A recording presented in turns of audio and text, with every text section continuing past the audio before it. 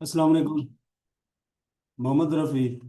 और आज का जो हमारा सेशन है, overall music highway, music polka dot dot के साथ क्या वर्किंग है, ये सारी चीज़ों को हम डिस्कस करेंगे। और इसके अलावा जो है वो आज के जो टेक्निकल सेशन है उसको भी हैंडल करेंगे। सो स्टार्ट लेते हैं। कुछ ज़रूरी चीज़ें, स्पेशली जो नए लोग हैं और या जो नेटवर्कर हैं या लीडर्स हैं, बहुत सारे लोग क्रिप्टो और ब्लॉकचेन के साथ काफ़ी टाइम से काम कर रहे होंगे।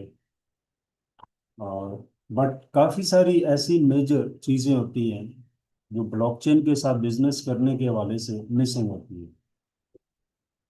तो has a networker, has a leader, has has a investor, हमें ये कैसे पता चलेगा कि हमें हमें कहाँ पे इन्वेस्टमेंट करना चाहिए, और उस प्रोजेक्ट को कैसे हम वेरीफाइड कर सकते हैं ये वो कितना बेहतर है। अगर मैं एक लाइन में बात करूं, तो हम कैसे किसी प्रोजेक्ट को वेरीफाइड कर सकते हैं ज्वाइन करने से पहले या इन्वेस्ट करने से पहले।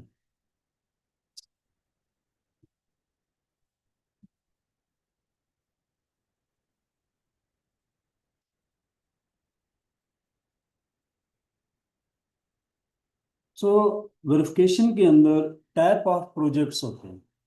वेरिफिकेशन में आप क्या क्या चीज करेंगे, तो लेट्स सपोज ब्लॉकचेन बेस है या non blockchain base, all type of project के अंदर कॉमन चीजें कौन कौन से आती हैं। जो सबसे पहले आती है वो है प्रोडक्ट एंड सर्विस।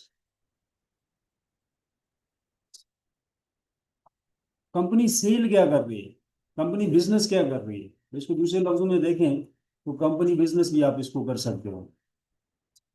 अब कंपनी बिजनेस तो हो गया,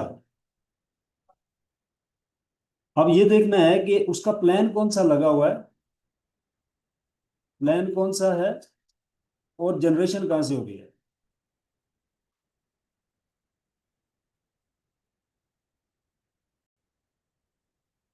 कंपनी लाइफ क्या है। वह आ, किसी भी कंपनी की लाइफ उसकी प्रोडक्ट से देखी जाती है।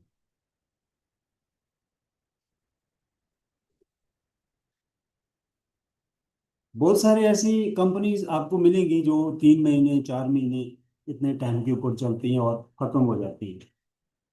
हम इनके साथ काम करते हुए 4.5 साल प्लस हो गए, 5वां साल होने वाला है, स्टार्ट होने वाला है, बट हम स्टिल इन्हीं के साथ काम कर रहे हैं। तो कैसे आप पता कर सकते हो कि कौन सा प्रोजेक्ट, कौन सी कंपनी लॉन्ग है या शॉर्ट टर्म है। तो ये चीजें तो कॉमन आ गई। मतलब दुनिया में जितनी बड़ी कंपनीज हैं, एलन मार्क्स है, बिल गेट्स है, गूगल है, एप्पल कंपनी है,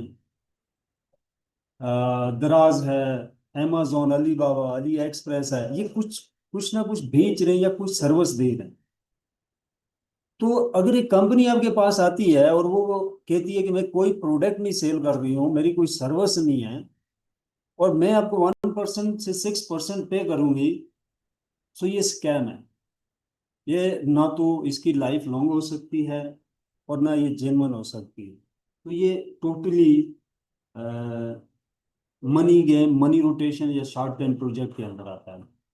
सो एनीवे, हम कहते हैं जी एक ब्लॉकचेन बेस्ड कंपनी है और हम उसके साथ काम करते हैं।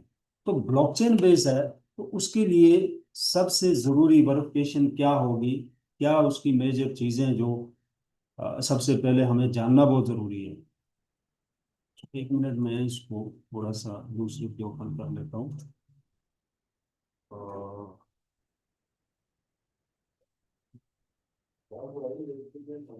तो सबसे पहले ये जानना बहुत ज़रूरी है कि टाइप ऑफ ब्लॉकचेन क्या है, मतलब कितने टाइप के जो है वो ब्लॉकचेन होते हैं।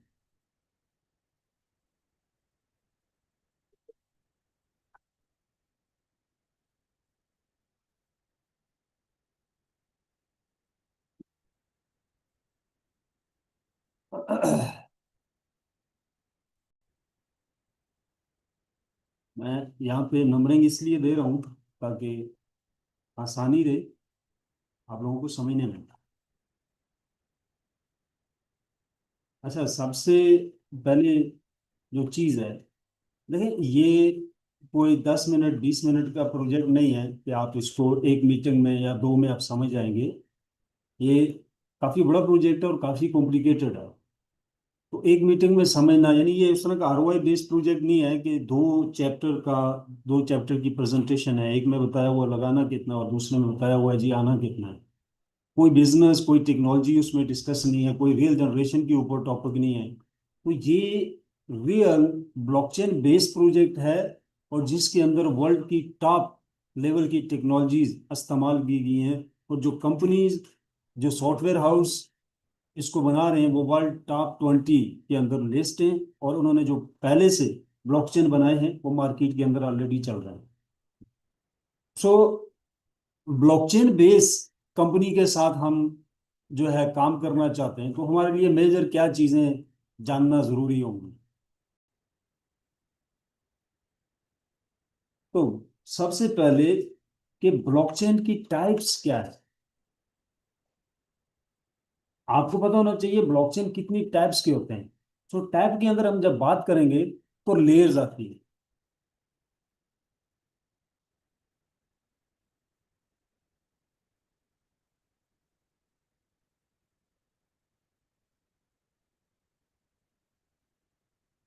तो तीन मेजर लेयर्स जो है वो काम कर रही हैं इस वक्त वर्ल्ड के अंदर, 1 2 3। और जिसके अंदर डिफरेंट क्या है, एक इकोसिस्टम है जो डॉट लेयर के ऊपर है, यानी पोल्का डॉट जो है, पोल्का डॉट डॉट लेयर के ऊपर है, यानी इंडिपेंडेंस इकोसिस्टम है, और ये सारे लेयर्स के साथ काम करता है।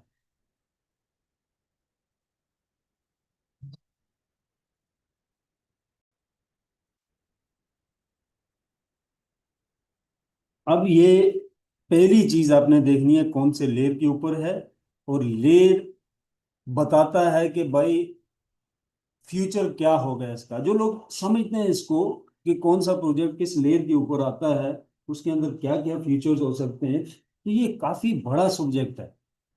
तो मैं इसको इस मीटिंग में तो कवर नहीं कर सकूंगा, बट अगर मैं एक लाइन में बात करूं तो जो पुराने प्रोजेक्ट हैं जो स्टार्ट किया है वो लेयर 1 पे हैं। जनरेशन जब चेंज हुई उसमें बहुत ज़्यादा नई चीज़ें आई, जैसे अथीरियम वो पहला ब्लॉकचेन है जिसमें स्मार्ट कॉन्ट्रैक्ट जनरेट करने की पॉसिबिलिटी आई। कौन सा smart contract like blockchain technology को आप किसी भी वेबसाइट या सॉफ्टवेयर के साथ पहले से डेवलप है या आप नया डेवलप करते हैं उसके साथ दोनों को कैसे आप जोड़ सकते हैं। उसको जोड़ने के लिए जो टेक्नोलॉजी बनाएगी उसको स्मार्ट कॉन्ट्रैक्ट का नाम दिया गया, कि दो टेक्नोलॉजीज के दरमियान में एक स्मार्ट कॉन्ट्रैक्ट जनरेट होता है जो दोनों टेक्नोलॉजीज को आपस में जोड़ता है, कम्युनिकेट करवाता है। ये लेयर 2 के अंदर ये पॉसिबिलिटी है। लेयर 3 जो है मार्केट में चल रही है, एक मोस्ट एडवांस है, और इसके अंदर ज़्यादा सहूलियात हैं कंपेयर टू अदर्स के। इसके अंदर डिसेंट्रलाइज और सेंट्रलाइज दोनों पॉसिबिलिटी कंपेयर टू लेयर 1 के ज़्यादा हैं लेयर 3 के अंदर। सो मैंने इसको शॉर्ट करने की कोशिश की है, बट इसको आप स्टडी कर सकते हैं यूट्यूब के ऊपर, एक लंबा सब्जेक्ट है ये। अब एक ब्लॉकचेन बेस है, लेयर 1 पे है, 2 पे है, 3 पे है, जो भी है। लेयर 1 के जो प्रोजेक्ट्स होते हैं वो थोड़ा ज़्यादा रिस्की होते हैं कंपेयर टू लेयर 2 और 3 के। माइक प्लीज बंद कर दो। देखें, अगर आप लोग ब्लॉकचेन को प्रॉपर समझना चाहते हैं, या आप ये जानना चाहते हैं कि एक बिजनेस मेरे पास आता है कंपनी, मैं उसको आधे घंटे घंटे के अंदर कैसे वेरीफाइड कर सकता हूँ उसकी लाइफ कितनी है और ये जेन्युइन है या फेक है, तो मेरी बात ध्यान से सुने फिर आप, और माइक बंद कर दे। मैं जो इन्फॉर्मेशन दे रहा हूँ ये बॉन्सर नहीं है, ये रियल इन्फॉर्मेशन है जो कई साल लगा के मैंने सीखी है। नेटवर्क मार्केटिंग की दुनिया में काफ़ी साल पहले जब इस तरह की इंफॉर्मेशन मुझे मिली थी तो मुझे भी लगा था कि ये बहुत ज़्यादा कोई स्कैम है, क्योंकि total way of information different थी, जो मार्केट से पहले कभी किसी ने नहीं देखी। तो मैं मेंटली तौर पे प्रिपेयर नहीं हो पा रहा था। जब मैंने ब्लॉकचेन को प्रॉपरली स्टडी किया और चीज़ों को समझने की कोशिश की, तो मुझे पता चला कि हम जो मार्केट के अंदर काम कर रहे हैं, जो प्रोजेक्ट हैं, वो रियल बिजनेस के किसी एक पेज के ऊपर भी नहीं है। कोई ब्लॉकचेन जो है और बेच रहा है, कोई कॉइन बेच रहा है, कोई टोकन बेच रहा है, but they are totally scam. 99% market के अंदर स्कैम जो है वो सेल हो रहा है। 14,000 से 18,000 वेबसाइट एक दिन में लॉन्च हो रही हैं। 70% एशियन मार्केट को टच करती हैं, बट 99% स्कैम है। 4 साल के अंदर एक जेन्युइन प्रोजेक्ट आता है। हमें ये जानना बहुत जरूरी है कि जेन्युइन और फेक में क्या फर्क है, तो मैं उसी चीज को समझाने की कोशिश कर रहा हूँ। सो लेयर कोई भी है, हमें ये पता हो गया। अब ब्लॉकचेन जो है वो किस लेवल का है, और उसके अंदर क्या क्या प्रोडक्ट है।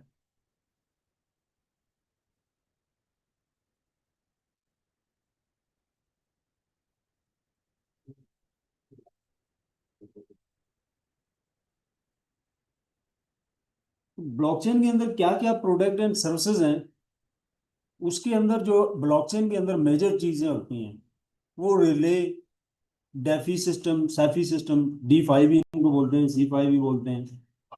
और वो देखिए आप किस लेवल का है। और इसके अलावा इकोसिस्टम कौन सा यूज हुआ, मोस्ट इम्पोर्टेंट, कौन से इकोसिस्टम के साथ आ रहा है। बहुत सारी कंपनीज आपको बोलेंगी कि नया इकोसिस्टम है, हमने खुद बनाया है, बहुत बढ़िया है, ये है वो है, बट आपने ये देखना है कि जो वर्ल्ड के टॉप और बेस्ट इकोसिस्टम है, उनके साथ इनकी क्या क्या लेन देन है, क्या किस लेवल की इंटीग्रेशन है। इंटीग्रेशन इंटरनली आपने देखनी है। सो ये भी एक बड़ा सब्जेक्ट है, बट इंटरनली आप इस तरह देख सकते हैं कि ये प्रॉपर उस इकोसिस्टम के ऊपर आ रहा है या नहीं आ रहा। इंटीग्रेशन किस किस चीज की है, क्या क्या चीज उस इकोसिस्टम की यहाँ पे यूज की जा रही है। The most important security, secure by Polkadot लगा है या नहीं लगा हुआ। लेट सपोज मैं पोल्का की एग्जांपल दे रहा हूँ, मतलब जो भी इकोसिस्टम है, दुनिया में 3 बड़े इकोसिस्टम है, पोल्का डॉट, इथेरियम, BTC। तो आपने ये देखना है कि सिक्योर बाय पोल्का डॉट लगा हुआ है या नहीं लगा हुआ। तो जैसे आगे मैं आपको बताता हूँ कि आप उसको कैसे वेरीफाई कर सकते हैं। उसके अलावा कॉइन है या टोकन है।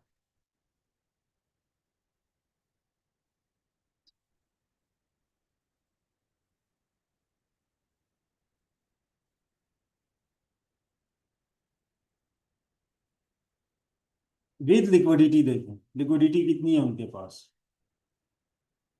और इसके अलावा ऑनर डिटेल, और ऑनर की डिटेल इस तरह देखनी है कि क्या वो किसी स्कैम के साथ इन्वॉल्व है या नहीं, और प्रीवियस उसकी कितनी इस तरह के प्रोजेक्ट वो कर चुका है जो कि मार्केट में चल रहे हैं या नहीं चल रहे, और कौन सी कंपनी इसको डेवलप कर रही है।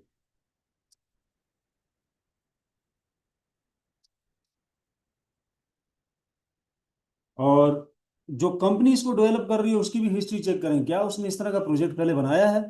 सिर्फ बनाना काफी नहीं होता, मार्केट में चल रहा है, वो रियल यूजर उसके ऊपर आ रहा है, रियल यूजर उसको इस्तेमाल कर रहा है या नहीं कर रहा है। और तीसरे नंबर पे आता है, क्या सारे लोग फ्रंट पे हैं,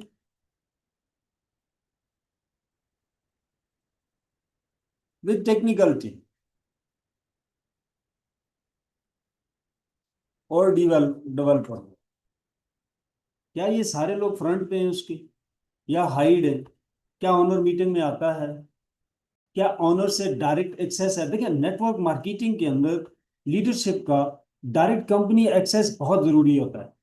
किसी भी टाइम कोई भी अगर प्रॉब्लम आती है तो आपका एक्सेस ही नहीं, ऑनर को ही नहीं जानते, ऑफिस विजिट नहीं किया हुआ, तो ये हाई रिस्क के अंदर चला जाता है। और बहुत सारे और mostly mostly Ponzi scheme, short time project जो है, जो है उनके ऑनर जो है वो फ्रंट पे नहीं होते।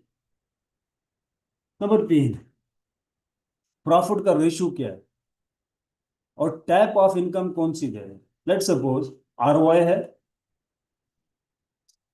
आरओआई के अंदर 99% स्कैम होता है। सबसे पहले ये चीज जान लो। ये 99% स्कैम रेशो में आता है ये इनका, ठीक है। सबसे जो रियल बिजनेस है वो सप्लाई एंड डिमांड का है।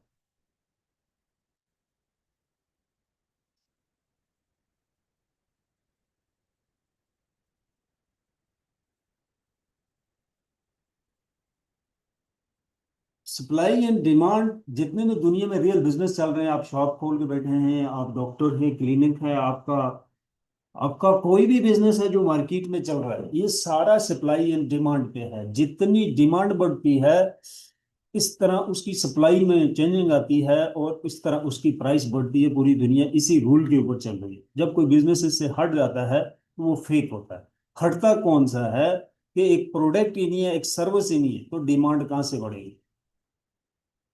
आरओआई के अंदर मोस्टली कंपनी ट्रेडिंग का नाम लगाती हैं, स्टेकिंग का नाम लगाती हैं, और स्टेकिंग के पीछे ना तो वैलिडेटर है ना रिले नोड है, तो वो स्टेकिंग स्कैम होती है। पास से एक पूल में कॉइन रखा जाता है, वहां वहां पे यूजर को जो है वो दिया जाता है, और उस कॉइन की पंपिंग डंपिंग की यूजिबिलिटी जो होती है नेटवर्क मार्केटिंग के साथ होती है। आज तक हिस्ट्री में जो भी एमएलएम के साथ कॉइन आया है उसकी यूजिबिलिटी एमएलएम के ऊपर बनाने की कोशिश की गई है, तो वो फ्लॉप हुआ है, कामयाब नहीं हुआ। कॉइन की रियल यूजेबिलिटी के अंदर अगर आप देखें तो सबसे टॉप पे जो चीज है वो है वैलिडेटर्स या रिले नोड। ये उसकी रियल प्रोडक्ट प्लस यूजेबिलिटी में आता है।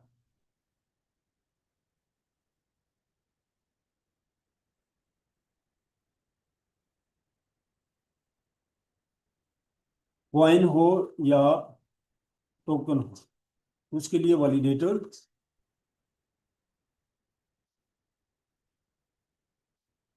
मैं इसको थोड़ा एक्सप्लेन भी करता हूँ।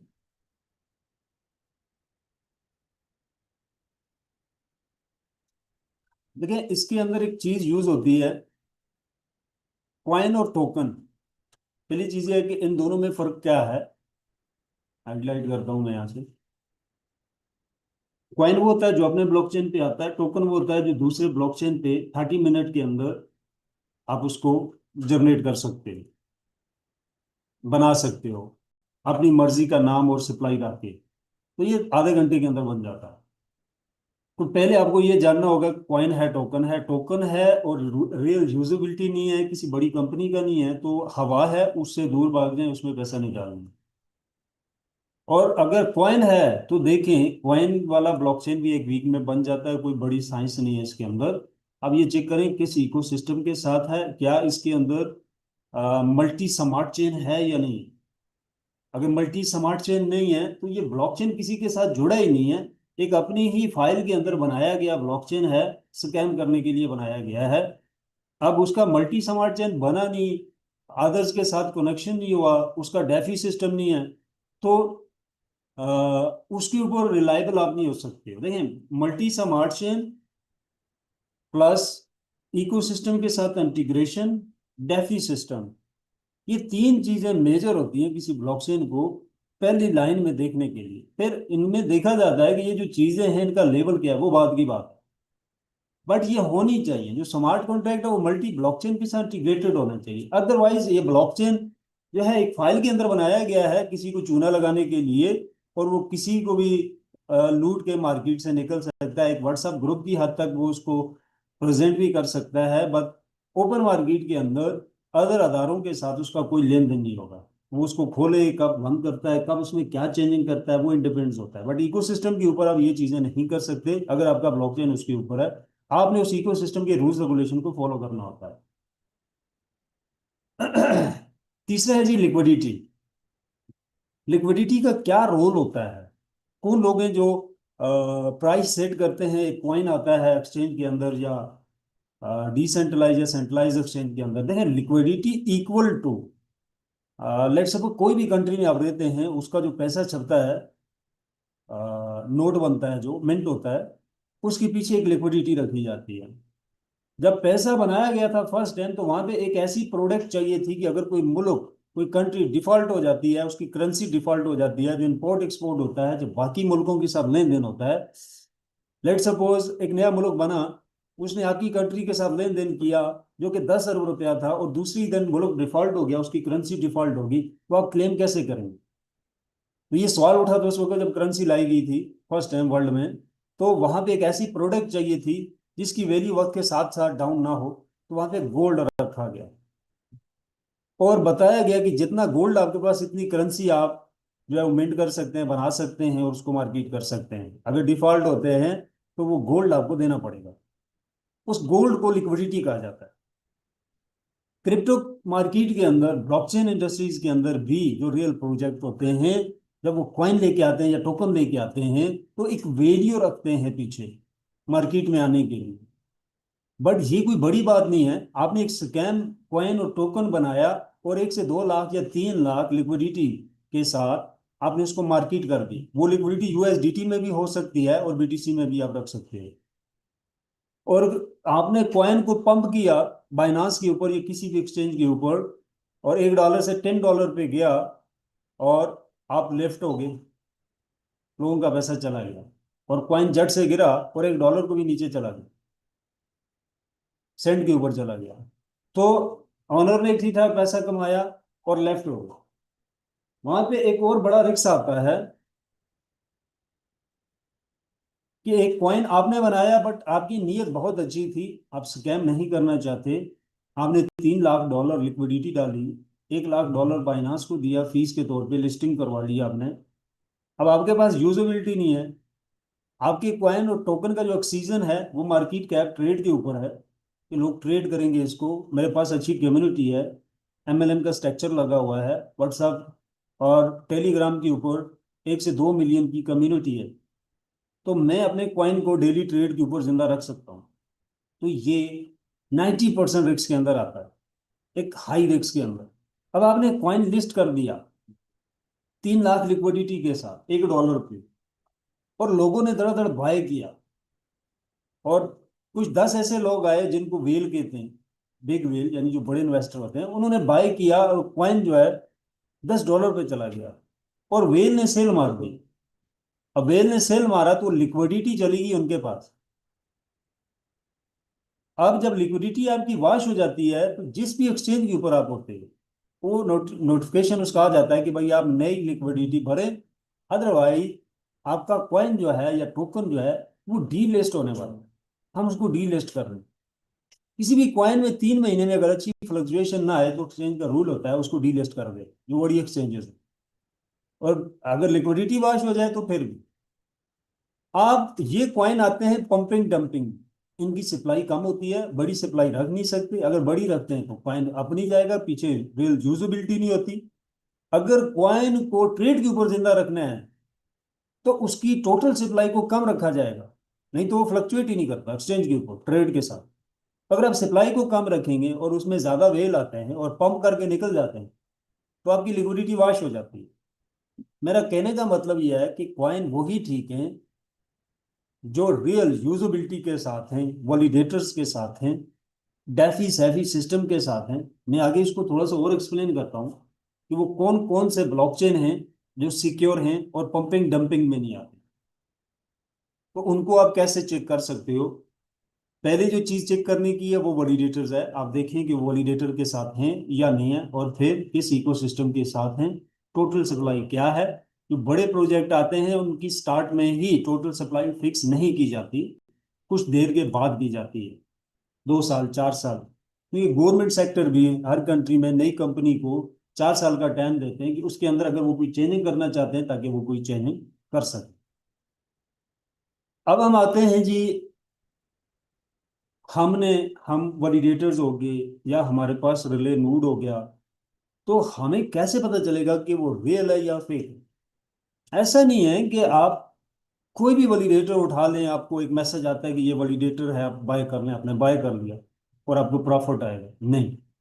उसके अंदर भी टैप ऑफ वैलिडेटर्स हैं और उनको आप कैसे वेरीफाइड कर सकते हैं।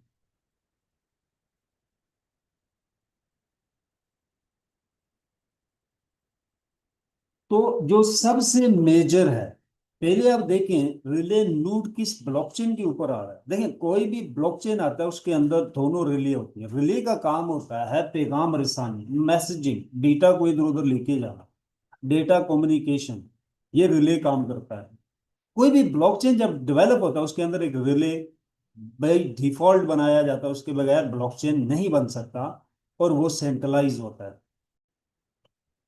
अब उसके साथ सेंट्रलाइज से मुराद ये है कि जितनी भी वर्ल्ड में सेंट्रलाइज एक्सचेंजेस है उनके साथ काम करने के लिए उसे बनाया जाता है। Decentralize blockchain, sorry, decentralize exchanges के साथ, डेक्स के साथ जो रिले बनाते हैं, वो उसी रिले के अंदर कुछ इंटीग्रेशन करते हैं, और इतनी ही इंटीग्रेशन होती है वो जो 8 से लेकर 18 डिसेंट्रलाइज वैलिडेटर्स के साथ डेक्स एक्सचेंजेस को हैंडल करता है। थोड़ा सा कॉम्प्लिकेटेड है, मैं शॉर्ट यहाँ पे एक्सप्लेन कर रहा हूँ क्योंकि मेरा टाइम शॉर्ट है, बट जो थोड़ी सी भी टेक्निकल है मेरी बात को समझ जाएंगे। जो सेंट्रलाइज एक्सचेंजेस हैं सारे ब्लॉकचेन उसके लिए काम करते हैं जब नया ब्लॉकचेन आता है। डिसेंट्रलाइज एक्सचेंजेस के लिए थोड़ा सा पार्ट रखते हैं, और वो कंप्यूटर जो 8 से 18 लगाए जाते हैं उसके ऊपर लोग बैठाए जाते हैं, उनके आपस में जो डेस्क के ऊपर उसका ब्लॉकचेन नेटवर्क यूज होता है, वहां से जो स्वैप की रिक्वेस्ट आती है या ट्रांजैक्शन होती है, जो बड़ी ट्रांजैक्शन होती है वो ऑटोमेटिक नहीं होती। उनका जो स्टाफ बैठा होता है उन 8 से 18 कंप्यूटर पे, वो मैनुअल उसको वेरीफाइड करता है, और उसके अंदर एक एक दिन का टाइम भी लग जाता है बास का। तो ये अब तक जो डिसेंट्रलाइज एक्सचेंजेस के साथ रिले काम कर रहे हैं वो मोस्टली इसी तरह ही कर रहे हैं।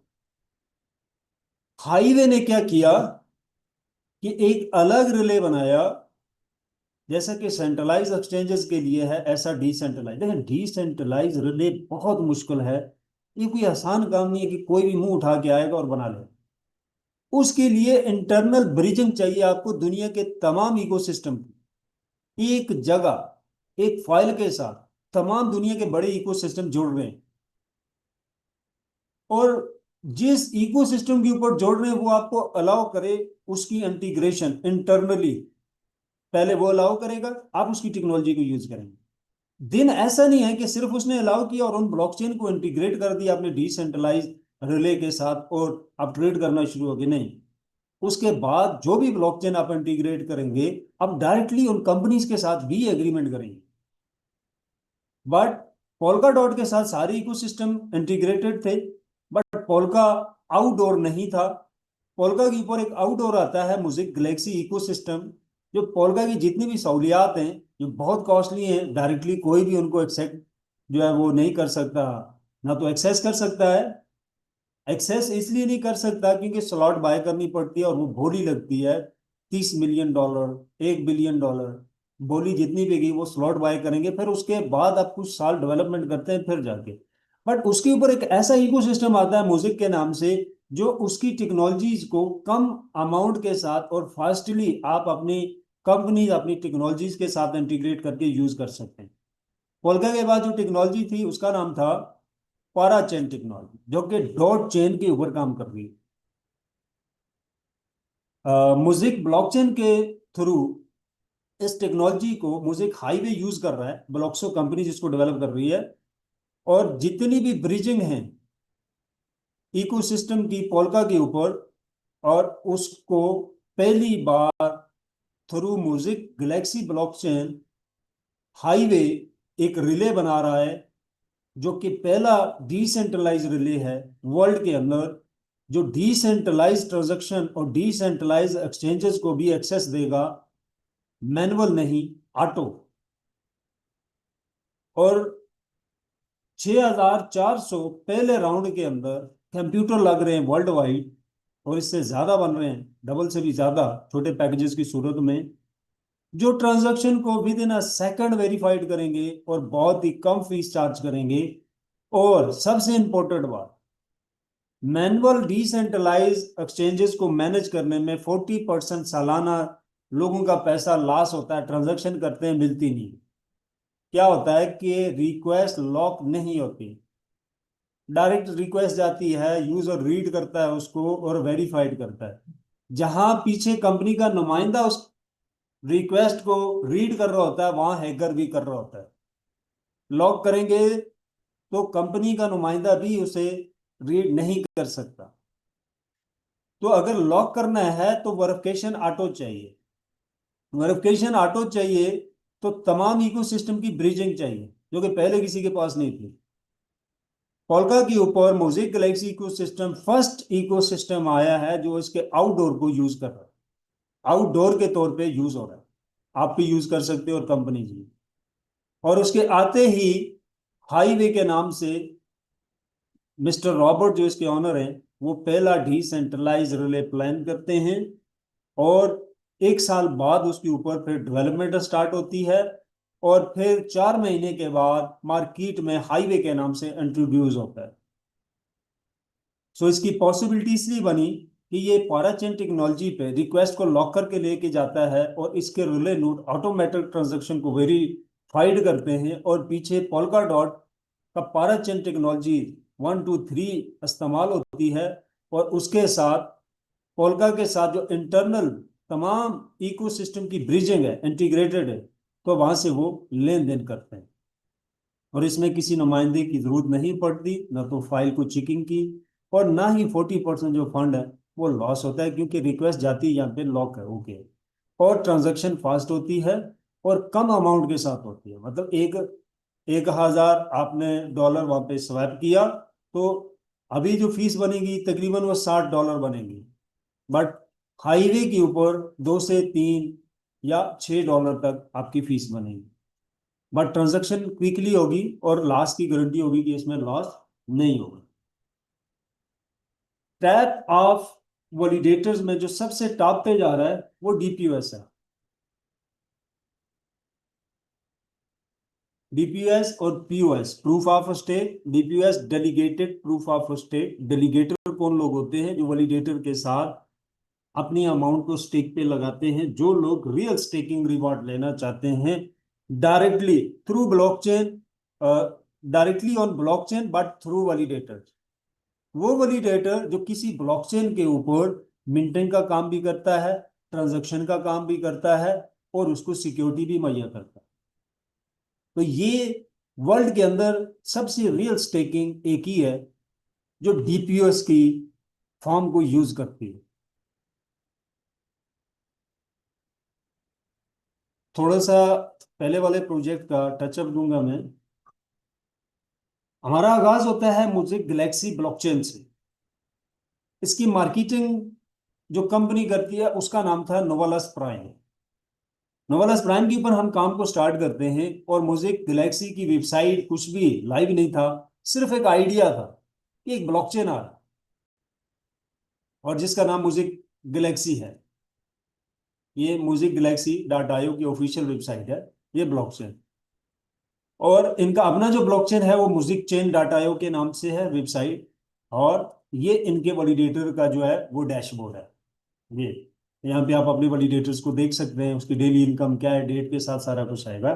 और यहाँ ये फुल फंक्शनल है, ट्रांजेक्शन हो रही है, ब्लॉक्स बन रही है, each and everything full working के अंदर है। और ये इस वक्त वर्ल्ड के टॉप लिस्ट में आता है, यानी बेस्ट ब्लॉकचेन है। तो एनीवे हमने नोवालस के ऊपर इसका आगाज किया। हमने यहाँ पे इसके पैकेज खरीदे, वैलिडेटर खरीदे। फिर जब म्यूजिक गैलेक्सी की वेबसाइट ऑन होती है, स्टार्ट होती है, यहाँ से हमारे पैकेजेस जो है शिफ्ट होते हैं म्यूजिक गैलेक्सी पे। और यहाँ पे ये देखें हमारे वैलिडेटर जो है वो चल रहे हैं म्यूजिक गैलेक्सी पे, जो कि हमने नोवालस प्राइम से बाय किया है। इस वक्त हम हाईवे के ऊपर काम करते हैं।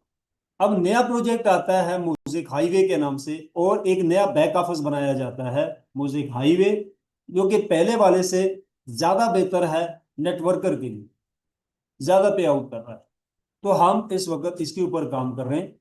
और जो प्रोडक्ट है हमारे पास वो म्यूजिक हाईवे है, यानी एक रिले नोड है जो म्यूजिक के अंदर ही काम करेगी, बट डिसेंट्रलाइज रिले के नाम से।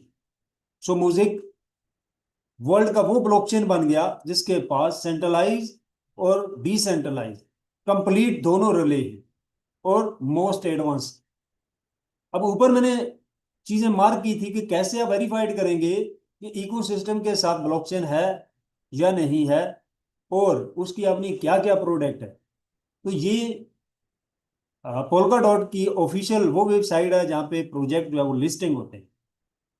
तो यहाँ पे आप जाके देखें म्यूजिक चेन जो है, म्यूजिक ब्लॉकचेन, वो लिस्ट है, और विनिंग रेट 73% आ रही है, ये बहुत बड़ा फिगर है।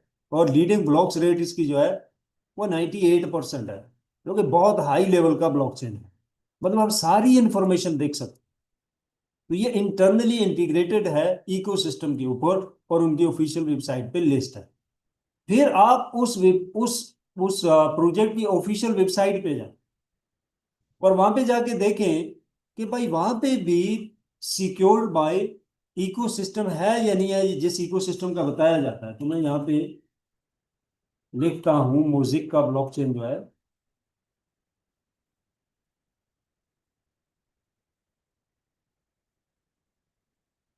म्यूजिक चेन डॉट आयो, ये म्यूजिक का ब्लॉकचेन है। तो ये यहाँ पे देख सकते हैं आप, सिक्योर बाई पोल्का डॉट। देखिए एक नया ब्लॉकचेन आता है, आपको मुझे क्या पता है वो सिक्योर है या नहीं। मैंने पैसा डाला, वो ब्लॉकचेन एक एक कंप्यूटर से उसने चलाया हुआ था, वो अपने कंप्यूटर से।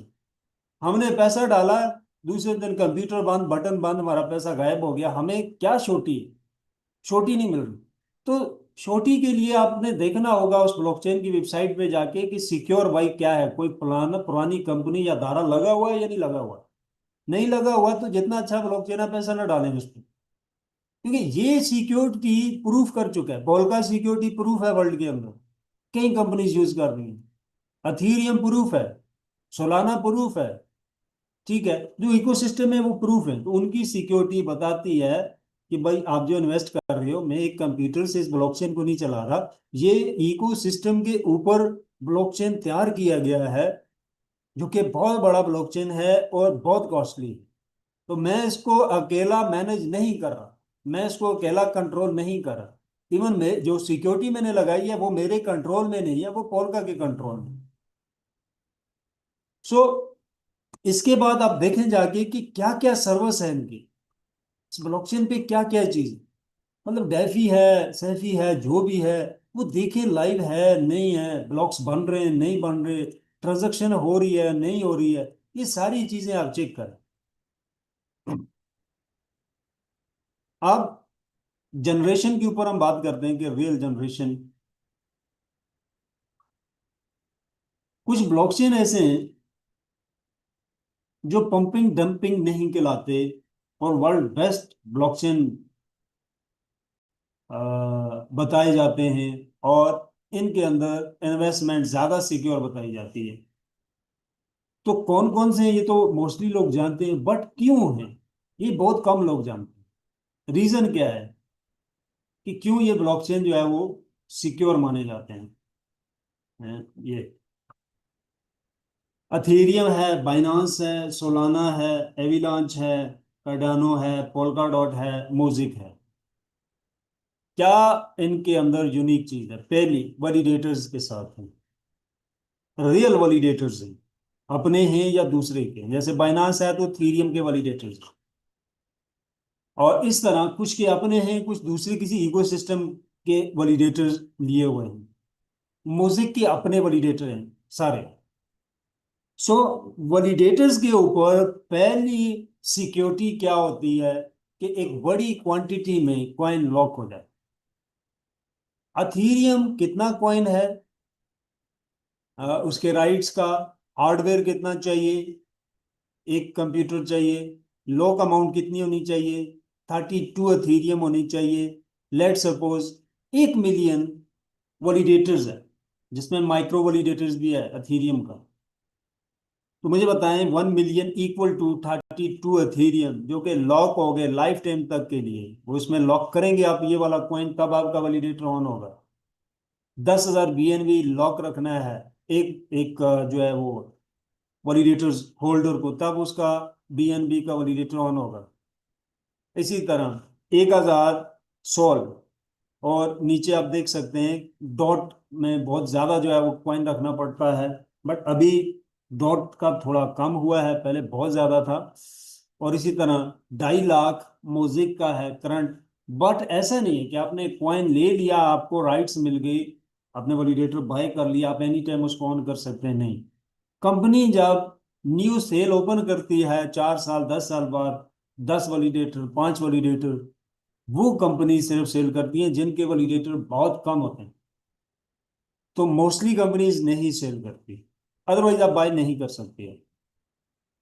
अब ये जो कॉइन लॉक होता है, ये सिक्योरिटी में यूज कैसे होता है? बीएनबी 16 से 17 सेंट पे था 5 साल पहले, 5 से 6 साल पहले की बात है। तो ये बगैर वैलिडेटर के साथ था। तो फिर इन्होंने वैलिडेटर जो है अपने लाए, और कॉइन $600 को जाके टच करता है पहले ही साल में। मेजर चीज क्या है कि उसके बाद मार्केट क्रैश हुई, आपको डाउन कुछ भी हुआ, $200 से नीचे आज तक बीएनबी नहीं गया। $200 की एक लाइन स्टेबल होगी, यानी $1 पे भी नहीं था और $200 पे गया एक साल में। क्यों? क्योंकि एक बड़ी मकदार में बीएनबी वॉलिडेटर के पास लॉक हो गया। अब मार्केट अप जाए डाउन जाए, बट एक लाइन से नीचे आपका कॉइन नहीं गिर सकता। सालाना वैलिडेटर्स कॉइन को और ज्यादा होल्ड करते हैं, लॉक करते रहते हैं। तो हर 4 से 6 साल में एक नई लाइन बनती है वैलिडेटर बेस कॉइनों की, फिर कॉइन उससे नीचे नहीं जाता, कभी भी नहीं जाता। मैं ये कहना चाहता हूं, जो सिक्योर कॉइन होते हैं, और कैसे आप देख सकते हैं वो सिक्योर है, सिक्योर हैं, तो आप देखिए कितने वैलिडेटर्स हैं और कितना टोटल कॉइन है, और उसमें से कितना वैलिडेटर के पास लॉक हो चुका है, और पर मंथ पर ईयर कितना नया लॉक कर रहा है वैलिडेटर होल्डर। आपको सारी फिल्म समझ आ जाएगी। ये भी पता चल जाएगा कि कौन सा बेस्ट कॉइन है इस वक्त आपके लिए फॉर द इन्वेस्टमेंट। सो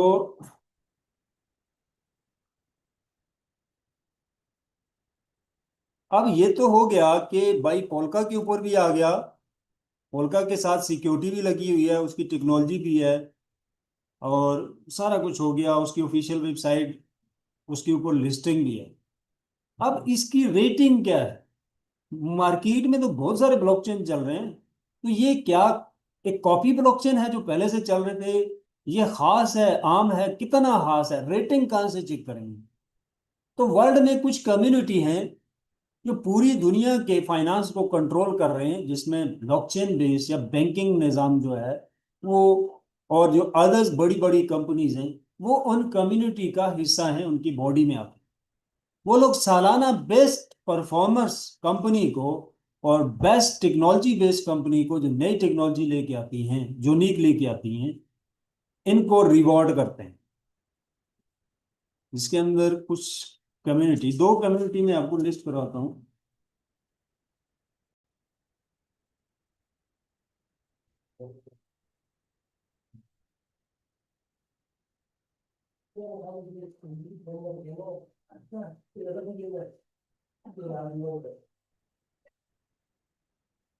हाँ जरूर। नहीं।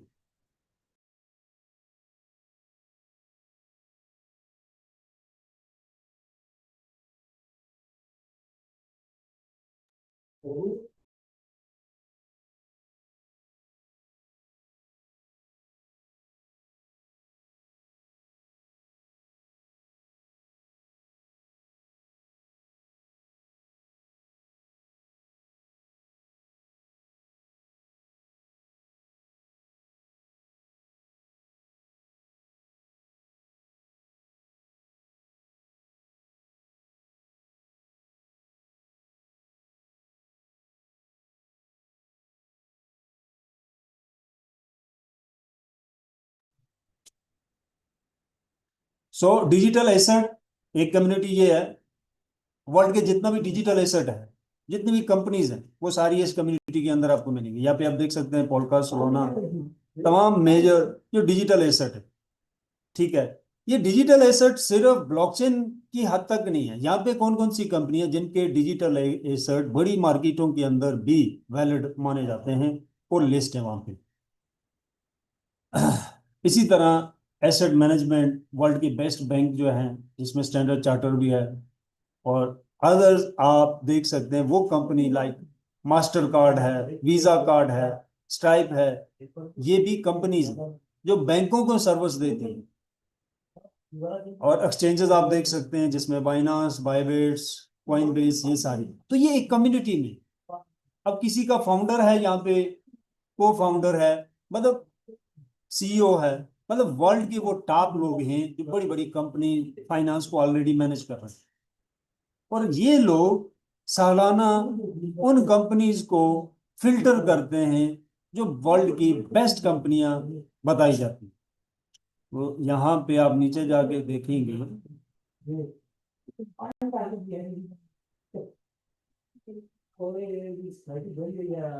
2025 और 2026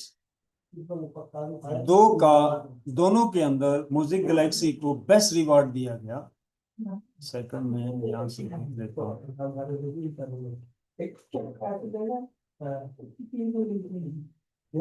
अच्छा यहाँ से ईयर जो है वो सिलेक्ट नहीं हो रहा,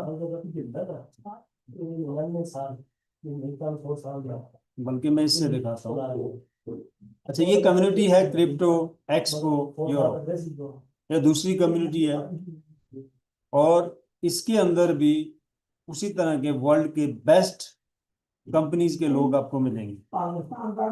और यहाँ पे आप नीचे जाके, ये है म्यूजिक गैलेक्सी 2025 और 26 दोनों में रिवॉर्ड दिया है म्यूजिक गैलेक्सी को बेस्ट और सिक्योर ब्लॉकचेन का। मतलब ये एडवांस ब्लॉकचेन है, ऐसा नहीं है जो मार्केट में चल रहे हैं उस तरह की एक कॉपी इन्होंने बनाई और मार्केट कर दी और सीधा रिवॉर्ड लेने चला गया। आप बहुत सारे ब्लॉकचेन देखेंगे यहाँ पे उनका नामो निशान नहीं है, बहुत ही कम ब्लॉकचेन आपको मिलेंगे, लाइक सोलाना है, बाइनांस है, ठीक है, और कुकॉइन है, जो यूनिक है, नई चीज लेके आए हैं, बेस्ट परफॉर्मर्स, बेस्ट परफॉर्म कर सकते हैं, बट यूनिक टेक्नोलॉजी के ऊपर हैं जो पहले से मार्केट में नहीं थी, उनकी यहाँ पे आपको लिस्टिंग मिलेगी। तो ऐसा नहीं है कि एक इकोसिस्टम के ऊपर या ब्लॉकचेन पालाचेन पे बना लिया और सिक्योर बाय भी पोल्का हो गया तो एक नॉर्मल ब्लॉकचेन है तो वो चल गए, तो नॉर्मल है, ओके है, ठीक है, चलेगा, रियल है, पोल्का पे है, सिक्योरिटी भी लगी, रियल है, उसमें फेक नहीं है, फिर भी रियल है वो।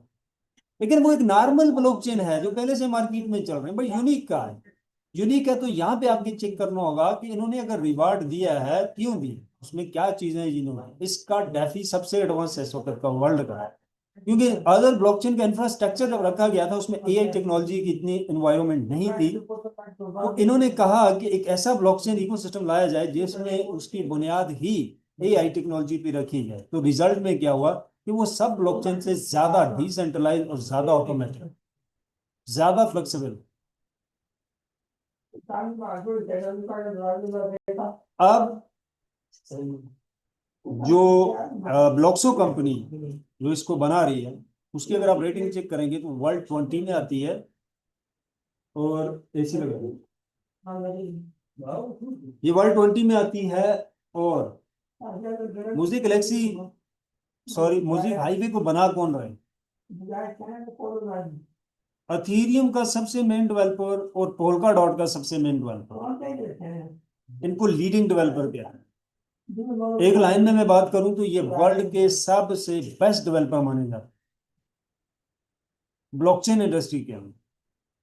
वो लोग हाईवे को डेवलप कर रहे हैं, कई बार फ्रंट पे भी इनको शो किया गया, इसलिए वो आके काम कर रहे हैं इस प्रोजेक्ट पे, क्योंकि ये फर्स्ट डिसेंट्रलाइज रिले आ रहा है इन द वर्ल्ड, तो हमारी प्रोफाइल और ज्यादा स्ट्रॉन्ग हो जाए कि वर्ल्ड में फर्स्ट डिसेंट्रलाइज रिले कौन कौन लोग लेके आए।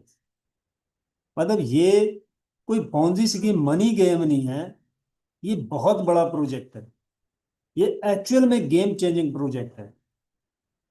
सो प्रोजेक्ट जो चीजें मैंने आपके साथ शेयर की हैं ये किसी व्हाट्सएप ग्रुप की हद तक नहीं है, ये वर्ल्ड वाइड रेटिंग वाले प्रोजेक्ट हैं, दुनिया में जो बेस्ट इकोसिस्टम है उनके फाउंडेशन के प्रोजेक्ट हैं जिन्होंने आज तक कोई स्कैम डिक्लेयर नहीं किया। So we are very secure. हाँ, रियल डेवलपमेंट है, पीछे कोडिंग हो रही है और मल्टीपल कंपनीज के साथ इंटीग्रेशन है, मतलब आपकी तैयारी फुल भी होगी, जिस कंपनी के साथ इंटीग्रेशन है उसकी तरफ से भी देर हो सकती है। तो इन इस तरह के बड़े प्रोजेक्ट्स में क्या होता है कि टाइम ऊपर नीचे हो जाता है, क्योंकि एक सिंगल मेंबर टेक्नोलॉजी को नहीं लेके आ रहा होता, इसमें मल्टीपल लोग शामिल होते हैं, तो हर बंदा एक टाइम के ऊपर कमिटेड नहीं हो सकता, हर बंदा मसरूफ होता है और अपनी टाइम लाइन के ऊपर वो चीज़ों को सेटलमेंट कर रहा होता है, तो फिर जाके एक proper ecosystem based project market को मिलता है। बट डिले हो सकता है कोई प्रोजेक्ट, उसमें एरर बग्स आ सकता है, बट डिलीवरी की 100% श्योरिटी। 4 से 5 साल हो गए हमने के साथ काम करते हुए, एक सिंगल कंप्लेन नहीं, किसी के साथ कोई स्कैम नहीं होगा, इसकी गारंटी है। यानी डिलीवरी 100% है। देर हो सकती है, शुरू में इनकम थोड़ी कम हो सकती है 2-4 महीने, बट आएगी लाजमी, और डिलीवरी 100% है। सो मेरा टाइम पूरा हो गया है। टोटल मैं 10 मिनट टेक्निकल सेशन के दे सकता हूँ, अदरवाइज डेली मीटिंग्स होती हैं। नेटवर्क मार्केटिंग से रिलेटेड कोई क्वेश्चन है तो काइंडली आप अपनी डेली जो मीटिंग्स होती हैं उसमें आप करें। और जो पैकेज की सेटलमेंट है वो भी आप अपने लीडर से डायरेक्टली कर सकते हैं। और कोई मेजर आपका क्वेश्चन है related to, I mean technical है, वो आप करें, अदरवाइज मेरे पास 5 मिनट रह गए, मैं इसको क्लोज करूँगा। जी अस्सलाम वालेकुम, बहुत शुक्रिया रफी साहब आपके टाइम का। और अभी कोई टेक्निकल क्वेश्चन है तो वो काइंडली कर दें, और कोशिश करें कि जो सीनियर लोग हैं आप अपना क्वेश्चन उन तक पहुंचाया करें, वो अच्छे तरीके से आगे बताएं और उनको आंसर मिल जाए, वो आके आपके कम्युनिटी को जो है ना आगे सारी गाइडलाइन दे देंगे। तो हैंड रेज कर देंगे अगर, तो आसानी रहेगी। जी दीपक सर, आप ये इंडिया के लोग हैं, इनके नाम अगर अनाउंस कर दें तो इजी हो अच्छा जाएगा। ठीक है sir, thank you. Thank you sir. सबसे पहले देवाशीष मौर्य, प्लीज अपना प्रश्न पूछें। आपको मैंने अनम्यूट का ऑप्शन दे दिया है। Hello sir, good morning all of you and good morning all of you. Debashish बोल रहा हूँ। बहुत जी छोटे छोटे क्वेरीज हैं सर, मैं क्लियर करना चाह रहा था रफीक सर से। जी पहला चीज ये कि डिस्काउंट का कोई टाइम तो लिमिट नहीं है सर अभी? जी, डिस्काउंट के ऊपर कंपनी ने ख़त्म कर दिया था, हमने काफ़ी मुश्किल से लिया कंपनी से दोबारा। अभी जो टाइमर चल रहा है, मैं एक सेकंड ब्रेक लेता हूँ। इसमें एक दिन 22 घंटे रह गए इस टाइमर को।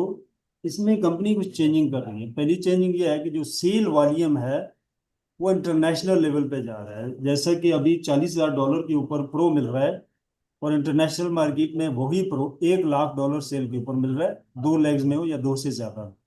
तो हमें भी $1 लाख पे जाके प्रो मिलेगा, और जो वैलिडेटर हमें $20,000 पे मिल रहा है वो $40,000 पे चला जाएगा, और 5K वाला पैकेज जो है वो $20,000 सेल के ऊपर मिलेगा। तो ये चेंजिंग एक दिन बाद हो जाएगी, एक दिन और 22 घंटे रह गए। और इसके अंदर मुझे एग्जैक्टली exactly नहीं पता कि वो कितना डिस्काउंट में चेंजिंग करेंगे। Okay sir. जी अच्छा, दूसरा चीज ये सर, जो टोकन का इनकम होना है 25,000, 5,000, 10,000 वालों को, तो जिस तरह से बताया गया है 100, 300 बोलिए सर। और 1,000, तो क्या फिक्स रहेगा वो? मीटिंग में सर, मीटिंग में। टोकन टोकन की सप्लाई की बात कर रहे हैं आप? नहीं, सप्लाई की ठीक नहीं हो। सर। जैसे जिन लोगों ने वैलिडेटर लिया है, हम्म 5,000 वाला लिया है, तो उन्हें 100 टोकन फिक्स किया जा रहा है कि 100 टोकन मिलेगा। तो ये सही है कि 100 टोकन को मिलेगा, और कब तक मिलेगा? देखिए, एग्जैक्टली कैलकुलेशन यहाँ पे कोई नहीं दे सकता, एक्सपेक्टेड होती है। कॉइन जो भी आपको मिलेगा वो मिलेगा लाइफ टाइम के लिए। कॉइन आएगा ओके सर। कहाँ से और उसके पीछे क्या लॉजिक यूज होती है वो मैं एक्सप्लेन कर देता हूँ शॉर्टली। देखिए, वैलिडेटर्स रिले ऑन होते हैं, और आपकी इनकम स्टार्ट होती है। आपको कुछ कॉइन मिलना शुरू हो जाएगा, जैसे आपने कहा 100, देखिए एक्सपेक्टेड है फिगर, फिक्स नहीं, ठीक है। So yes let's sir. Suppose 100 आपको हाईवे टोकन आना शुरू हो गया, आएगा कहाँ से और क्यों आ रहा है, तो पहले ये जानना जरूरी है। आपका रिले जो पहला काम कर रहा है वो मिंटिंग कर रहा है, वो कॉइन मिंटिंग से आ रहा है। उस रिले के ऊपर जीरो ट्रांजैक्शन है, कोई यूजर अभी नहीं आया, बट आपको इनकम फिर भी आ रही है। तो वो दो इनकम है, मिंटिंग की और स्टेकिंग की। मतलब ब्लॉकचेन से कॉइन बायर आपका कंप्यूटर और बाकी सारे कंप्यूटर जो लगे हुए हैं, रिले नोड है या वैलिडेटर्स है, ब्लॉकचेन से जो यस यस। कॉइन का जन्म कर रहा है वो वैलिडेटर या रिले नोड कर रहा है, और वो कॉइन उसको मार्केट में लेके आ रहा है। मार्केट में ऐसे आएगा कि तमाम वैलिडेटर होल्डर के पास कॉइन आया, उनमें से जो सेल करेंगे वो मार्केट होगा, जो लॉक कर देंगे वो लॉक हो जाएगा, जो स्टेक पे लगाएंगे वो स्टेकिंग पे चला जाएगा। तो स्टेकिंग पे जो आप लगाएंगे उससे भी जो इनकम आएगी, देखिए स्टेकिंग की जो सबसे जेन्युइन कंडीशंस में आपको बताता हूं, स्टेकिंग जो रियल होती है वो पैसा कहाँ से जनरेट करती है। मैं ऑलरेडी बता चुका हूं, रियल स्टेकिंग वैलिडेटर पे होती है। तो उसका क्वेश्चन है क्यों, कैसे रियल होती है, काम कैसे करती है। वैलिडेटर के ऊपर जो आप कॉइन होल्ड करते हो, लॉक करते हो, कॉइन इंटरनली टेक्नोलॉजी के अंदर, प्रोग्रामिंग के अंदर ब्लॉक्स की सूरत में होता है। जो ट्रांजैक्शन आप बीटीसी की लेफ्ट राइट करते हो किसी को भी, तो वो ब्लॉक्स जाते हैं। प्रोग्रामिंग के अंदर वो एक कोड होता है, एक फाइल होती है जिसके अंदर वो एक कोड लिखा होता है, बट यूजर के एंड पे वो एक बीटीसी होता है या कोई भी कॉइन उसका नाम होता है, उसकी क्वांटिटी होती है। अब यस यस एक वैलिडेटर बेस ब्लॉकचेन है, बाइनांस के ऊपर आपने ट्रांजैक्शन की, तो एक वैलिडेटर है जिसका नाम है, लेट्स सपोज दीपक है। वो रिक्वेस्ट दीपक के पास चली, तो मुझे बताएं दीपक के पास क्यों गई, दूसरे के पास क्यों नहीं गई। अब उस ट्रांजैक्शन की क्वांटिटी क्या है कि एक बीटीसी है पूरा, बट 10 लोग सेम कंट्री के अंदर सेम स्पेसिफिकेशन और सेम वैलिडेटर के साथ ऑन करके बैठे हैं, तो एक बीटीसी की रिक्वेस्ट दीपक को जाती है। क्यों? क्योंकि दीपक ने एक्स्ट्रा कॉइन स्टेकिंग पे लगाया हुआ है। अब एक्स्ट्रा कॉइन आप लगाते हैं या जितना ज्यादा लगाते हैं तो ज्यादा ब्लॉक्स आपके होल्ड हो जाते हैं नोड के अंदर। जितना ज्यादा ब्लॉक्स होगा इतनी ज्यादा रिक्वेस्ट को लेता है, और कम समय में ज्यादा ब्लॉक्स होने के ऊपर आप जो ब्लॉक्स रिसीव करते हो ट्रांजैक्शन की मद में, उसको सोल्ट आप कर लेते हैं। अगर आपके ब्लॉक्स कम हैं, जो ट्रांजैक्शन से ब्लॉक मिलते हैं वो ज्यादा हैं, क्वांटिटी ज्यादा है अमाउंट की, तो आपके ब्लॉक्स उसको बहुत टाइम लगा के वेरीफाइड करते हैं। अब आपकी स्टेकिंग अमाउंट ज्यादा थी दीपक की, तो 1 BTC की रिक्वेस्ट ऑटोमेटिक उसके पास आई, और उसने उसके कंप्यूटर ने कम वक्त में इसको सोल्व किया, आगे भेज दी। अब उस रिक्वेस्ट को सोल्व करने के अंदर जो रिवार्ड मिला उन्हें, जो फास्ट प्रोसेसिंग की, जो ज्यादा ब्लॉक्स इक्वल टू ज्यादा ब्लॉक्स रिसीव भी करना और ज्यादा ब्लॉक्स को जनरेट भी करना, वो जो ज्यादा करता है जनरेट, तो वो स्टेकिंग में जाता है। यस अब वेरी नाइस यहाँ सर। पे ट्रांजैक्शन की अमाउंट जो आती है वो बेनिफिट अलग होता है, स्टेकिंग का अलग होता है। बट स्टेकिंग एक बल्क होता है ब्लॉक्स का, जो कम समय में ज्यादा डेटा लेता है और उसे फौरी वेरीफाइड करके आगे फॉरवर्ड करता है। उसके बदले में कंपनी उसे जो रिवार्ड करती है वो एक्चुअल रियल स्टेकिंग रिवार्ड कहलाता है। इसके अलावा कोई भी जेन्युइन स्टेकिंग नहीं होती। Very nice sir. अच्छा एक चीज और जानना है सर कि जी, जो वैलिडेटर लिए हुए हैं उन्हें सॉफ्टवेयर मिलेगा, कंप्यूटर ऑन करेंगे, फिर उसके बाद वो इनकम स्टार्ट होगा। इन केस जो वैलिडेटर हैं कंप्यूटर अगर ऑन नहीं करते हैं, रन नहीं कराते हैं, तो क्या उन्हें कोई इनकम और मिल सकता है? नहीं, नहीं मिल सकता। देखें, वैलिडेटर या रिले नोड की इनकम कंप्यूटर ऑन करने पे ही आती है, अगर वो बंद कर देंगे तो नहीं आएगी। ओके। फर्स्ट फेज का सर कोई लिमिट टाइम है क्या अभी? फर्स्ट फेज, देखें रिले आ गया है, टेस्टिंग कर रहे हैं उसकी। छोटे मोटे जो एरर आ रहे हैं साथ साथ फिक्स हो रहे हैं। बीटा वर्जन है, बीटा वर्जन यानी फर्स्ट टाइम उसको टेस्ट के रियल रियल ट्रैफिक आ रहा है, जिसमें मैं भी शामिल हूँ। तो उसके अंदर जो छोटे मोटे एरर्स बग्स आ रहे हैं उसको फिक्स किया जा रहा है। मुझे एग्जैक्टली नहीं ओके पता सर। कि 1 हफ्ता लग सकता है, 2 हफ्ते लग सकते हैं, बट अगर कोई मेजर एरर नहीं आया तो 2 वीक के अंदर डिलीवर हो जाएगा। Okay sir, thank you very much, बहुत पोलाइटली आपने आंसर किया, अच्छा लगा। Thank okay, you sir, thank you Rafiq साहब। Thank okay, you. Next Dipendu Konar. Dipendu ji, आप अपना माइक्रोफोन अनम्यूट करें। Thank you sir. Sir good afternoon sir. मेरा एक क्वेश्चन ये था कि जैसे मान लीजिए सर 5,000 का एक वैलिडेटर कोई लेता है तो उसका $500 जाता है आर्बिट्राज में। तो ऐसे मान लीजिए सर 5 वैलिडेटर 5,000 वाला को मार्च करके एक 25,000 बना। जी, अगर सबने सेल 5,000 का परचेस किया है तो सबने ऑब्वियसली 500 आर्बिट्राज में गया है, तो ये पांचों को जब मार्च कर लेगा तो आर्बिट्राज का वैल्यू हो जाएगा $2,500। जी, और मान लीजिए हमने एक $5,000 मतलब वैलिडेटर लिया, सेल लिया, और मैंने नीचे क्या 4 जो अचीव किया हुआ 5,000 वाला है उसको मैंने मार्च कर दिया। उस सूरत में आर्बिट्राज में भी सर सेमी फंड जाएगा, या जो लोग 5,000 वाला अचीव कर रहा है उसका भी आर्बिट्राज का इनकम आएगा? देखें, बहुत अच्छा क्वेश्चन है। आर्बिट्रेज को आप किस किस कंडीशन पे उस पूल को ज्वाइन कर सकते हैं, मैं वो बता देता हूँ। आपके पास जो हाईवे का टोकन पड़ा हुआ है, आप उससे भी इसको ऑन कर सकते हैं। आपकी जो इनकम आती है, आप उससे भी इसको ऑन कर सकते हैं। लिक्विडिटी पूल का जो पैकेज आपने बाय किया हुआ है, वो पूल भी अटैच है आपका आर्बिट्रेज के साथ, उससे भी आप ऑन कर सकते हैं। आप बाहर से भी उसमें अलग से भी डिपॉजिट कर सकते हैं। बट जिसने रियल डिपॉजिट नहीं किया हुआ, वो आर्बिट्रेज में ऑटो पार्टिसिपेट नहीं करेगा, उसे अलग से अमाउंट डालनी होगी। अलग की कंडीशन में ऑलरेडी एक्सप्लेन कर चुका हूँ। जो कंपनी एंड से आपको टोकन मिलता है, आप उससे भी आर्बिट्रेज को ऑन कर सकते हैं। अलग से बाहर से इन्वेस्टमेंट की जरूरत नहीं पड़ेगी फिर भी। Okay sir. मान लीजिए सर, सपोज मैंने 5,000 का सेल परचेस किया, और मैंने फिर उसके बाद और मैंने 5,000 का 4 मैंने अचीव किया, तो जी जैसे ही मेरा 25,000 हो जाएगा कॉम्बाइंड होके, तो उस टाइम मुझे वो 500 के हिसाब से और $2,000 मैं आर्बिट्रेज के लिए एडिशनल ऐड कर सकता हूँ? जी, बिल्कुल आप कर सकते हैं। ओके सर, ठीक, thank you. Thank you ji. Thank you. Soman Chatterjee, आप अनम्यूट करिए। Yes. Good evening Deepak sir and good afternoon Ravi sir. जी जी, मेरा गुड सर आफ्टरनून। एक ही छोटा सा सवाल है सर, जे फर्स्ट फेज में सर कितना ब्लॉकचेन ऐड होने वाला है सर? एक छोटा सा एक सवाल है सर। सर एग्जैक्टली तो नहीं पता, लेकिन आहिस्ता आहिस्ता सारे ब्लॉकचेन हो जाएंगे। जो मेजर बड़े ब्लॉकचेन यस है, yes. Solana, polka dot, mosaic, ये पहले फेज में आ रहे हैं। और बीएनबी पैरेलल है, 2 फेज के अंदर काम करेगा वो। और अच्छा ये पहले राउंड में आ रहे हैं। जो बाकी ब्लॉकचेन है, जो मेरी इंफॉर्मेशन है उसके मुताबिक, काफी सारे ब्लॉकचेन इनको रिक्वेस्ट कर चुके हैं कि हमें भी इंटीग्रेट करें। तो ये फेजेस में अच्छा कब सर। गए कि उनको भी इंटीग्रेट।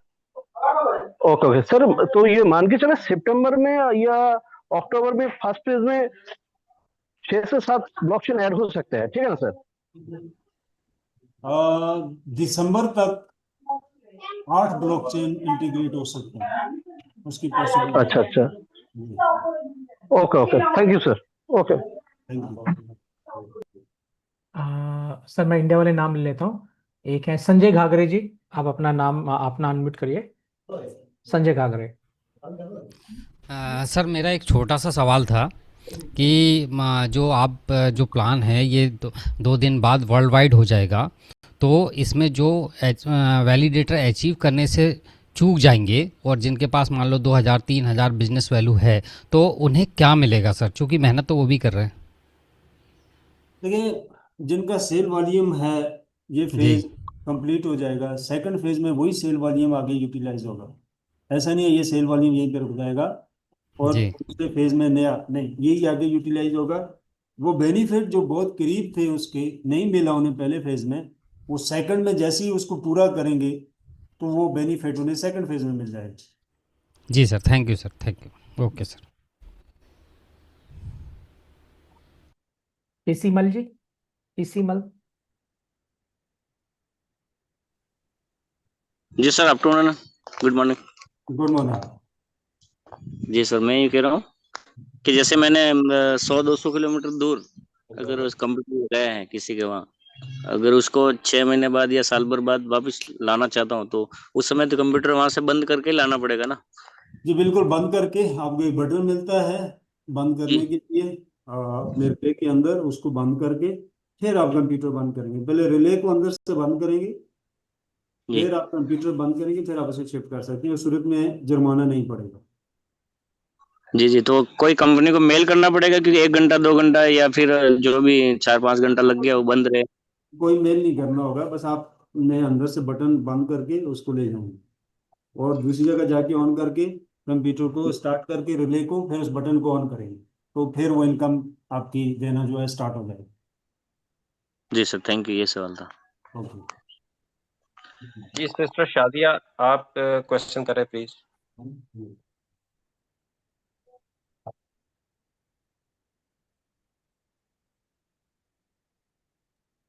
शाजिया तबस्सुम।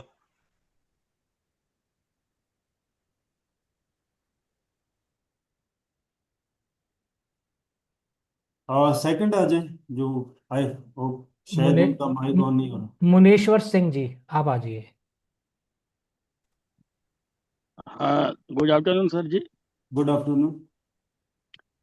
जी, ये जो छोटा पैकेज है सर, जो वैलिडेटर नहीं लगाएंगे उनका मिंटिंग और स्टेकिंग इनकम उनका कैसे रिसीव होगा, उसके बारे में जान। उनके बैक ऑफिस में रिसीव होगा, उन्हें कंप्यूटर लगाने की जरूरत नहीं है। छोटे पैकेजेस सारे मर्ज करके 25,000 वाले पैकेज बनाए जाएंगे और वो कंपनी के पास वहाँ पे रनिंग होंगे।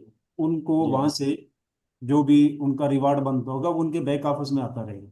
उनको कंप्यूटर लगाने की जरूरत नहीं पड़ेगी। जी, थैंक यू सर। ओके। अच्छा, ये एक चीज थी छोटे पैकेजेस के ऊपर। देखें, हमने पहले वाले प्रोजेक्ट में कोशिश की थी अपना ग्रुप जो है, हर लीडर ने अपने ग्रुप को स्टेबल किया था जब फेज क्लोजिंग पे था। तो सब ने मिल के, स्पेशली वो लोग जो यूनिट के करीब थे 5K के, तो सबने मिल के एक एक करके अपने पूरे पूरे ग्रुप को जो है वो यूनिट में कन्वर्ट किया था। तो बेस्ट लीडर, बेस्ट नेटवर्कर की ये निशानी होती है कि वो अपने ग्रुप को ज़्यादा से ज़्यादा मजबूत करे, उससे वो खुद मजबूत होता है। तो आप अपने ग्रुप्स को देख लें, जितने भी हेल्प कर सकते हैं। अगर कुछ लोगों को आप यूनिट पे शिफ्ट कर सकते हैं, यूनिट यानी कि 5K कम से कम, ये आवाज क्यों नहीं आती? मेरा मोबाइल ही खराब है, ये फोन पे ऐसे ही होता है। तो आप लोग उनको यूनिट पे शिफ्ट करें। और देखें, जितनी ज़्यादा आपकी ग्रुप में यूनिट पे लोग आएंगे, आपकी टीम के लोग, तो ये नेटवर्कर प्लस इन्वेस्टर कन्वर्ट हो जाएंगे विद इन 2 मंथ। तो आपका एक इंफ्रास्ट्रक्चर इतना स्ट्रांग हो जाएगा, लाइफ में फर्स्ट टाइम नेटवर्क इंडस्ट्री के अंदर, कि आप सोच भी नहीं सकते। अब किसी भी प्रोजेक्ट में एंट्री मारेंगे तो आपके पास एक 5 ही लोगों की अगर कम्युनिटी है, बट अगर वो यूनिट बेस्ड है, यानी उनके पास रिले है जो कंप्यूटर में चल रहा है, यूनिट है, चाहे वो 5 है, 10 है, 25 वाला है, तो 5 लोग भी ये 5 कंपनीज के मानद होंगे, यानी बहुत स्ट्रांग हो जाएंगे। तो आप अपने ग्रुप्स के अंदर चेक कर लें, एक दूसरे को हेल्प आउट करें और उसको यूनिट के ऊपर शिफ्ट करें। तो ये 100% पॉसिबिलिटी है। जो पुरानी मेरी म्यूजिक की टीम है वो इस ग्रुप में मौजूद है ऑलरेडी, तो उनके सामने में ये बात कर रहा हूँ। तो हमने लास्ट राउंड के अंदर में भी 80% के करीब हमने यूनिट में शिफ्ट कर लिया था अपने लोगों को। अगर हम इस पे काम न करते तो तकरीबन 60% लोग यूनिट में शिफ्ट ना होते। तो हमने इसकी प्लानिंग की और अपने ग्रुप्स के साथ सारे नेटवर्कर लीडर कनेक्ट हुए और हर एक के साथ अलग अलग डिस्कस किया कि क्या प्लानिंग हम कर सकते हैं। फिर ग्रुप मीटिंग की, व्हाट्सएप ग्रुप बनाए गए, हर बंदे ने अपनी जो टीम है उसका ग्रुप बनाया गया। पहले मेन लीडर को ऐड किया और फिर उनसे मशवरा किया। जो ऑलरेडी यूनिट बेस्ड थे उनको ऐड किया, उनसे कहा कि यार कैसे हम एक दूसरे को सपोर्ट कर सकते हैं, इनको यूनिट बना सकते हैं। ये बहुत ही बेस्ट चीज़ है। प्रोजेक्ट बहुत अच्छे हैं। अगर आपके लोग यूनिट बन जाते हैं तो ये इतना स्ट्रॉन्ग नेटवर्क बनता है आपका कि इससे पहले आपने इस तरह का नेटवर्क नहीं महसूस किया होगा। तो ये जब हो जाएगा तो आप थैंक यू बोलेंगे मुझे कि ये बहुत अच्छी चीज़ आपने बताई थी।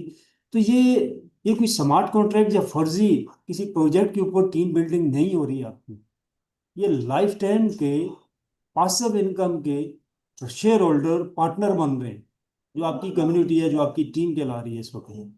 और ये नेटवर्कर थे, अब ये इन्वेस्टर में कन्वर्ट होने वाले हैं और इसमें बहुत कम टाइम रह गया। तो अब ये इन्वेस्टर किस लेवल के बन रहे हैं दिसंबर तक, तो ये खुद अपने अंदर एक एक कंपनी होगी। मतलब एक कंपनी अगर 4-5 साल से पहले मार्केट में चल रही है, उस बंदे का जो टर्नओवर होगा, जो टोटल पैसा उसको सेव होके उसके पास आ रहा होगा, इतना ही एक यूनिट वाले को आ रहा होगा। और फर्क क्या होगा कि कंपनी वाला बंदा 24 आवर मेहनत करेगा, बट यूनिट वाला बंदा तो एंजॉय कर रहा है, सिर्फ वो तो ट्रेवलिंग कर रहा है, मजे ले रहा है, बस कंप्यूटर ऑन होना चाहिए उसका। तो ये बहुत स्ट्रॉन्ग कम्युनिटी है, आपकी सोच भी नहीं है। तो ये राउंड जैसे ही कंप्लीट होगा फर्स्ट फेज, तो आप लोगों को आइडिया हो जाएगा कि ये कितनी पावरफुल चीज़ थी। एनीवे, मैं माफ़ी चाहूँगा, मेरा टाइम अप हो चुका है। ऑलरेडी कुछ लोग ऑफिस में आ गए हैं, गेस्ट आए हुए हैं। तो एनी टाइम इसी वीक में आप मुझे सेकंड मीटिंग के लिए बुला सकते हैं, आपकी मीटिंग में टेक्निकल सेशन के लिए। तो एक दिन पहले आपने बता देना है, और मैं ट्राई करूंगा जो इस वीक में मैं 2 दिन एक्स्ट्रा दूं जूम मीटिंग के लिए, बट एनी टाइम आप लोग मुझे यूटिलाइज कर सकते हैं। So thank you very much, and we are on the right place, right projects है, और let's rock. Thank you very much. अल्लाह थैंक यू हाफिज। Rafi sir, thank you so much. Thank you.